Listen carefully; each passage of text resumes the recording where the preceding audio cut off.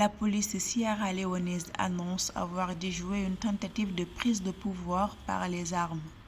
Selon les autorités de Sierra Leone, l'anticipation du coup d'État prévu entre le 7 et le 10 août visait à renverser le pouvoir du président réélu Julius Maada Bio. Grâce à cette anticipation, plusieurs hauts responsables militaires impliqués dans la tentative ont été arrêtés.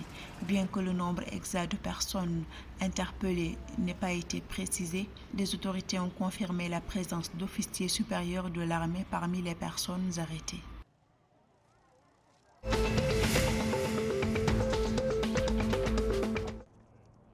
En cas d'intervention militaire de la Communauté économique des États de l'Afrique de l'Ouest CEDEAO au Niger, le Sénégal mettra à contribution ses troupes. C'est ce qu'a annoncé ce 3 août 2023 à Dakar la ministre des Affaires étrangères et des Sénégalais de l'extérieur Aïssata Tall Sall. Réunis 4 jours plus tôt à Abuja au Nigeria, les chefs d'État et de gouvernement de la CEDEAO ont donné à la junte nigérienne jusqu'au dimanche 6 août 2023 pour établir dans ses fonctions le président renversé Mohamed Bazoum, sans quoi elle pourrait aller jusqu'au recours à la force. Les militaires nigériens ont annoncé le 3 août 2023 qu'ils riposteraient immédiatement en cas d'agression ou tentative d'agression contre leur pays par la CEDEAO.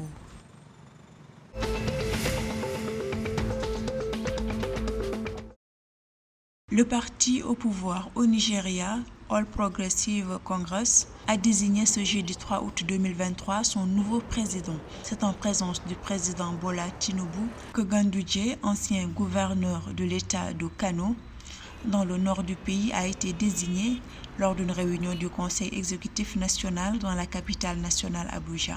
Il a promis de promouvoir davantage de réformes au sein du parti en accord avec le paysage politique actuel du Nigeria.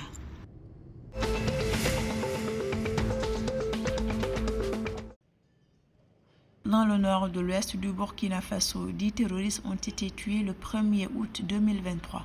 Un groupe de terroristes a fait irruption dans le village de Niamana, dans la province de Kénédougou, et a ouvert le feu sur les villageois, a déclaré une source de sécurité locale sous couvert d'anonymat, précisant que la riposte des volontaires pour la défense de la patrie VDP a neutralisé 10 terroristes.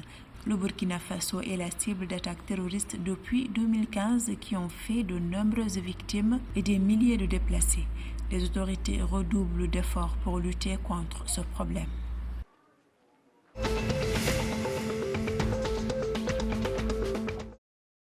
La société Sita Rail a annoncé dans un communiqué le rétablissement des circulations ferroviaires le 2 août 2023 sur l'ensemble du réseau Abidjan-Ouagadougou. La ligne avait été suspendue à la suite d'un incident pluviométrique survenu le 22 juillet 2023 dans la localité de Ouangalodougou, en Côte d'Ivoire. La société ferroviaire Sita Rail réaffirme son engagement à poursuivre l'approvisionnement par le rail en produits essentiels de la Côte d'Ivoire et du Burkina Faso.